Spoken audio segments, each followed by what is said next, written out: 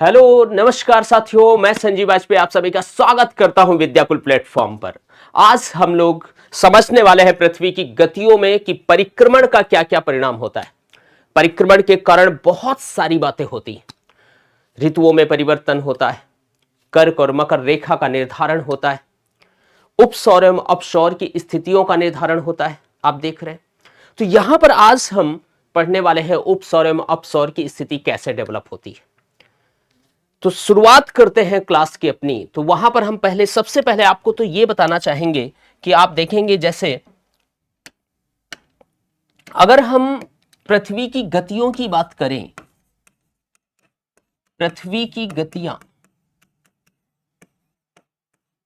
तो आप सभी जानते हैं कि जो पृथ्वी की गतियां हैं वो दो गतियां हैं, और इन दो गतियों में एक गति का नाम आपने सुना होगा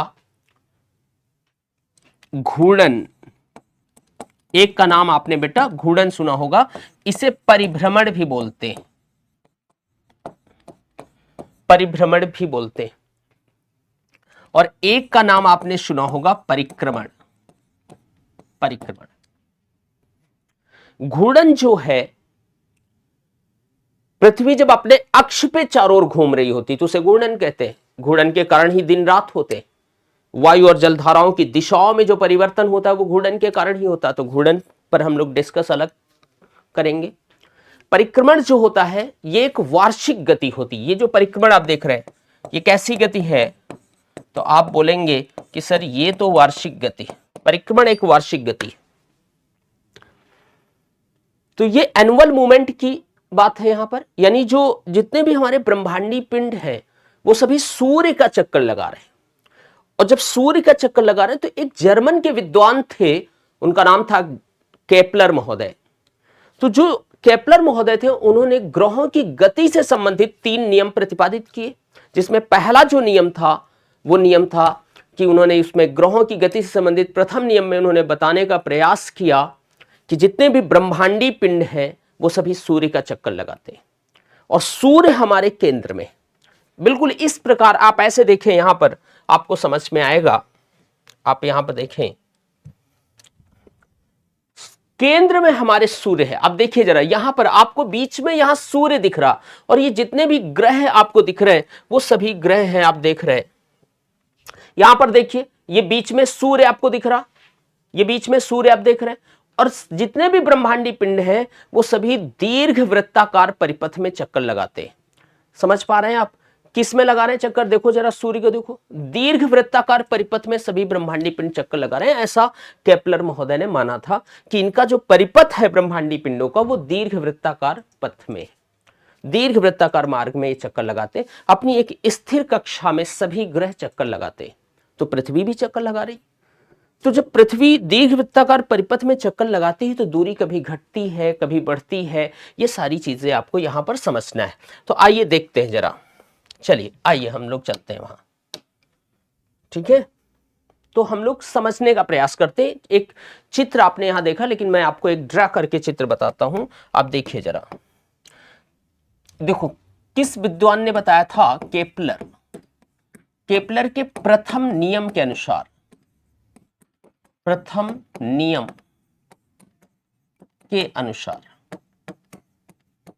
केपलर के प्रथम नियम के अनुसार हम लोग क्या समझने वाले हैं?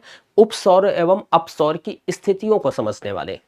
तो केपलर ने यह बताने का प्रयास किया कि जितने भी ब्रह्मांडीय पिंड हैं वो सभी, ये मान लो सन है, तो ये कह रहे हैं कि सभी ब्रह्मांडीय पिंड सूर्य का दीर्घ वृत्ताकार परिपथ में चक्कर लगाते। किस परिपथ में चक्कर लगा रहे हैं? तो आप देख रहे हैं यहां पर दीर्घ वृत्ताकार परिपथ में कुछ ऐसे आप देख रहे हैं। तो कभी इनके मध्य दूरी बढ़ती है कभी घटती है, ये कंडीशन डेवलप होती है। आप देखें जरा यहां पर, और पृथ्वी जो है हमारी, इनका चक्कर किधर से किधर लगा रही? पश्चिम से पूर्व चक्कर लगा रही। आप देख रहे हैं पश्चिम से पूर्व चक्कर लगा रही। तो कभी पृथ्वी की स्थिति यहां पर बन रही, ये आप देख रहे हैं, और कभी पृथ्वी की स्थिति यहां पर बन रही। आप देखिए जरा, ये अर्थ है और ये भी अर्थ है। अब जब दीर्घ वृत्ताकार परिपथ में ये चक्कर लगाते हैं तो इनके मध्य दूरी कभी घटती है कभी बढ़ती है। तो जब दूरी कम हो जाती है, पृथ्वी और सूर्य के मध्य दूरी, यहां पर आप देखें, जब पृथ्वी और सूर्य के मध्य दूरी जब कम होती है तो इसको विद्वानों ने नाम दिया उपसौर की अवस्था। उपसौर की अवस्था,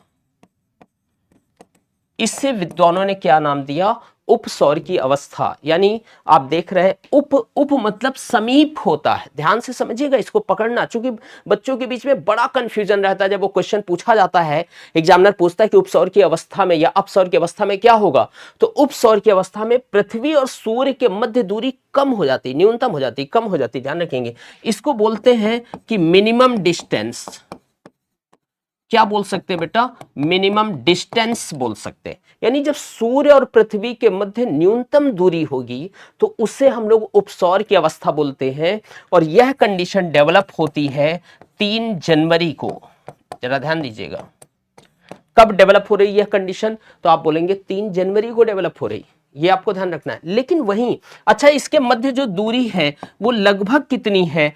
तो यहां पर बताया गया दूरी जो है वो 147 आप बोल सकते हैं मिलियन किलोमीटर के मध्य दूरी होती। लेकिन जब पृथ्वी और सूर्य के मध्य दूरी बढ़ गई, यहां पर आप देखो, जब दूरी बढ़ गई तो ये दूरी बढ़कर कितनी हो गई? 152 मिलियन। आप देखिए 152 मिलियन किलोमीटर ये दूरी हो गई। तो जब भी पृथ्वी और सूर्य के मध्य दूरी बढ़ जाती है तो इसको हम लोग यहां लिख सकते हैं कि ये मैक्सिमम डिस्टेंस है। तो प्रश्न होगा कि मैक्सिमम डिस्टेंस कब हो रहा है? तो देखो जरा, इस मैक्सिमम डिस्टेंस को अपसौर की अवस्था बोलते हैं। अपसौर की अवस्था, राइट। और यह अपसौर की अवस्था 4 जुलाई को हो रही है। कब हो रही है? तो आप बोलोगे कि यह अपसौर की अवस्था 4 जुलाई को हो रही, यानी 3 जनवरी को उपसौर की अवस्था, उप मतलब समीप, ऐसे माइंड में सेट कर लेना कि जब सूर्य और पृथ्वी के मध्य दूरी कम हो रही है तो उसको उपसौर की अवस्था कहते हैं। और वो कब हो रहा? तो वो 3 जनवरी को हो रहा। और जब सूर्य और पृथ्वी के मध्य दूरी बढ़ रही है तो वो कब बढ़ रही है? तो 4 जुलाई को बढ़ रही, जिससे हम लोग अपसौर की अवस्था के नाम से जानते हैं। और दूरी यहां पर बढ़कर 152 मिलियन किलोमीटर हो गई। यह पॉइंट आपको ध्यान रखना है। अगर आपसे कोई पूछे कि दूरी बढ़ती घटती क्यों, तो आप बोलोगे केपलर के प्रथम नियम के अनुसार हम बात कर रहे हैं। क्योंकि केपलर महोदय ने कहा कि सभी ब्रह्मांडीय पिंडों में सूर्य केंद्र में, और सभी ब्रह्मांडीय पिंड उसका चक्कर लगा रहे हैं। और जो चक्कर लगा रहे हैं इनका पथ जो है वो दीर्घ वृत्ताकार है। इनका पथ कैसा है बेटा? तो दीर्घ वृत्ताकार। ये आप देख रहे हैं, ये दीर्घ वृत्ताकार मार्ग है इनका। तो जब दीर्घ वृत्ताकार मार्ग में आप चक्कर लगाते हैं तो कभी दूरी बढ़ती है कभी दूरी घटती है। जैसे यहां पर आप पीछे देखो, आपने अभी देखा ना, पीछे देखो इसको, ये आप देखो जरा, अब आप देखो यहां, इसको ध्यान से देखो तो देखो बिल्कुल गोल चक्कर नहीं लगा रहे हैं, अंडाकार आकृति में चक्कर लगा रहे हैं सभी ब्रह्मांडीय पिंड। तो इनके मध्य जो दूरी होती वो क्या होती? तो आप बोलेंगे वो दूरी घटती बढ़ती रहती। देखो जरा, ये यहां पर आप देखो, इसको परिपथ में दूरी घटती बढ़ती। जब दूरी कम हो जाती, अच्छा एक बात आपको ध्यान रखना है, जब दूरी कम होगी तो ऊष्मा की प्राप्ति अधिक होगी, और जब दूरी अधिक होगी तो पृथ्वी को ऊष्मा की प्राप्ति कम होगी। तो एक एवरेज निकाला गया कि जब पृथ्वी सूर्य के नजदीक होगी दूरी कम होगी तो +6% सौर ऊर्जा की प्राप्ति अधिक हो जाएगी। और जब पृथ्वी दूर होगी, मैक्सिमम 152 मिलियन किलोमीटर जब दूरी होगी, तो थोड़ी सी ऊष्मा की प्राप्ति कम होगी। कितना? तो -6% ऊष्मा की प्राप्ति कम होगी। तो इसके बारे में आप ऐसा बता सकते हैं, देखो जरा, ऐसे आप बोल सकते हैं। यहां पर इसको आपने देखा, अब आप आगे देखो, यहां पर ये आप बोल सकते हैं कि पृथ्वी के दीर्घ वृत्ताकार मार्ग में, पृथ्वी के दीर्घ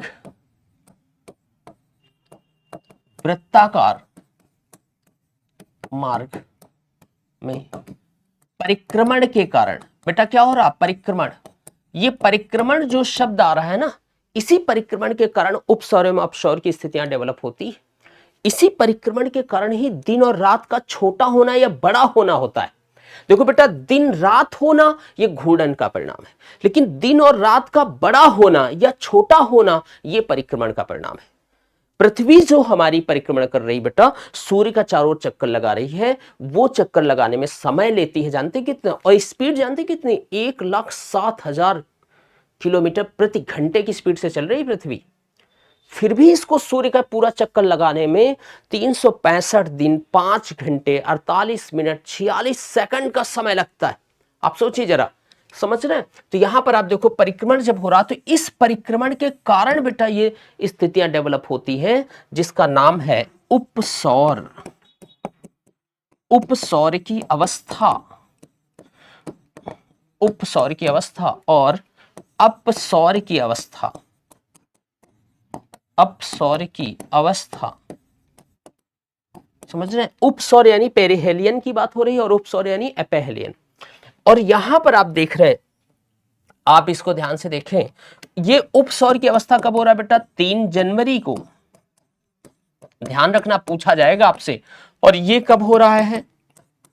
4 जुलाई को। तो देखो, अपसौर में क्या होगा? सूर्य और पृथ्वी की मध्य दूरी बढ़ेगी, समझ रहे हैं? यहां अपसौर में। और उपसौर मतलब समीप आना, तो दूरी कम हो जाएगी, न्यूनतम होगी। तो यहां पर देखो जरा, सौर ऊर्जा की प्राप्ति कितनी हो रही, ये जरा ध्यान दो। इस स्थिति में यहां जब आप उपसौर की स्थिति में रहोगे तो +6% सौर ऊर्जा की प्राप्ति होगी, और जब आप अपसौर की स्थिति में रहोगे तो -6% सौर ऊर्जा की प्राप्ति होगी। ये जो हम बात बता रहे हैं, क्या आप समझ पा रहे हैं मैं जो बोल रहा हूं? आप देखो, मैं क्या बता रहा हूं, मैं ये बता रहा हूं, सौर ऊर्जा की प्राप्ति, सौर ऊर्जा की प्राप्ति, मैं यह बताने का प्रयास कर रहा हूं। मैं यह बता रहा हूं कि जब उपसौर की स्थिति होगी तो पृथ्वी सूर्य के नजदीक होगी, दूरी कम होगी। तो जब दूरी कम होगी, समीप होगी, तो +6% सौर ऊर्जा अधिक होगी, प्राप्त होगी पृथ्वी को। लेकिन जब अपसौर की स्थिति होगी, पृथ्वी सूर्य से दूरी बढ़ेगी, तो -6% सौर ऊर्जा की प्राप्ति कम होगी। ध्यान रखेंगे यह चीज। तो जब भी आपसे पूछा जाए कि परिक्रमण किसका परिणाम है, परिक्रमण के कारण क्या क्या चीजें होती, तो आप बोलेंगे कि सर ऋतुओं में परिवर्तन होता है परिक्रमण के कारण। परिक्रमण के कारण दिन और रात का छोटा होना या बड़ा होना होता है। परिक्रमण के कारण विषुव की स्थिति, उपसौर एवं अपसौर की स्थिति का डेवलपमेंट होता है। आप ये सारी बातें बता सकते हैं, समझ रहे हैं? तो यहाँ पर उपसौर एवं अपसौर को आपने समझा। अब देखो, इसके बारे में यहाँ पर आपको पहले पेज में दिखाते हैं क्या लिखा हुआ है कि उपसौर को पेरिहेलियन बोलते हैं। ऐसी खगोलीय घटना को जब पृथ्वी सूर्य के अत्यंत पास होती, देखो जरा, उप मतलब समीप होता है, पास होती, देखो यहां लिखा है 147.5 मिलियन किलोमीटर लिखा हुआ है, उपसौर कहते हैं। ये दूरी कितनी है? 147.5 मिलियन। साथ में अगर है, ऐसी स्थिति सामान्यतः 3 जनवरी को होती है, ये ध्यान रखना। ऐसी स्थिति कब हो रही बेटा? 3 जनवरी को हो रही। साथ में यहां देखो, अपसौर में आ जाओ, एपेहेलियन में आ जाओ। जब खगोलीय घटना में पृथ्वी सूर्य से अत्यधिक दूरी, देखो जरा, अत्यधिक दूरी पर होती है, तो उसे अपसौर यानी 152.6 मिलियन किलोमीटर कहते हैं। ऐसी स्थिति सामान्यतः 4 जुलाई को होती। ध्यान रखना, डेट भी पूछा जाता है। तो उपसौर एवं अपसौर में बहुत कंफ्यूजन होता है, तो इसको ध्यान रखना कि पृथ्वी जो सूर्य का परिक्रमण कर रही, चारों ओर चक्कर लगा रही, जिसके कारण, इस परिक्रमण के कारण उपसौर एवं अपसौर की स्थिति बनती। उप मतलब समीप, तो दूरी कम हो जाएगी। अप मतलब फैलाव, तो अपसौर में दूरी बढ़ जाएगी। ये बिल्कुल माइंड में सेट रखना। 3 उप में है और 4 अपसौर में। तो 3 जनवरी यहां पर है, यहां 4 जुलाई है। ये सारे पॉइंट आपको क्या करना, ध्यान रखना। पृथ्वी की 2 प्रकार की गतियां, एक है घूर्णन और एक है परिक्रमण। घूर्णन के कारण दिन रात होते हैं, परिक्रमण के कारण दिन रात का बड़ा होना या छोटा होना, परिक्रमण के कारण ऋतुओं में परिवर्तन, परिक्रमण के कारण उपसौर एवं अपसौर की स्थिति में डेवलपमेंट होना, उपसौर एवं अपसौर की स्थिति का बनना। तो ये किस कारण बन रहे हैं वो आपने समझा। तो उपसौर एवं अपसौर से अक्सर आपसे क्वेश्चन पूछे जाएंगे, आप इसे भूल नहीं सकते, ध्यान रखेंगे। एक बार आप इसको और देख सकते हैं। और बाकी फिर आपको समझ में आ गया होगा। देखो ये दीर्घ वृत्ताकार परिपथ में चक्कर लगा रहे हैं सूर्य का, सूर्य बीच में, सारे ब्रह्मांडीय पिंड उसका दीर्घ वृत्ताकार परिपथ में चक्कर लगाते हैं। तो इसी प्रकार की वीडियो को जानने के लिए आप वीडियो को शेयर करें, लाइक करें और चैनल को सब्सक्राइब करें। Okay, thank you.